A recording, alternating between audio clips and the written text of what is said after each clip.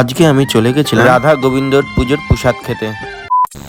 আজকে আমি চলে এসেছিলাম অমিত অমরিকা ব্লগ তাদের বাড়িতে। সেখানে এসেই দেখা হয়ে গেল তোমাদের চেনা পরিচিত মানুষের সাথে। তোমরা তো প্রত্যেকে বুঝতেই পেরেছো আমি কোথায় এসেছি। তোমরা সকলেই কম বেশি তাদেরকে চেনো। আমি এসেছি অমিতের শ্বশুর বাড়িতে। এই বাড়িতেই ছিল রাধা গোবিন্দ পুজোর শেষ দিন। সেখানে এসেই দেখা হয়ে গেল সুরজিতের। আমি সারাদিন সময় না পাওয়া তো আমি রাত্রিবেলা শেষ মুহূর্তেই দেখা হয়ে গেল অমিতের এরাক শালিশ। তো তোমরা তো প্রত্যেকেই কম বেশি চেনো। আমাকে বসতে দেওয়ার পর তারপর দেখা হয়ে গেল টিয়া পাখির সাথে। এরপরেই অমিতের খোঁজ করতেই শুনলাম অমিত বাড়ি নেই। তারপরেই দেখতে পেলাম বাড়ির বড় গোপালকে নিয়ে টিয়া পাখি দাঁড়িয়ে। এটা দেখতে পাওয়ার পর সত্যি খুব ভালো লাগতো। তারপর কিছু সময় কাটিয়ে চলে আসলাম বীরনগর শহরে ঐতিহাসিক লালন মেলা। তো সেখানে আমি আর অমিত মিলে ঘুরলাম। আমাদের সঙ্গে ছিল অমিতের বউ। তারপর সবাই মিলে মেলায় ঘুরলাম। এরপর চলে গেলাম মথুরা কেকের দোকানে। তারপর মথুরা কেক কিনে সবাই মিলে খেলাম। তো আজকের মতো এইটুখানি, বাই।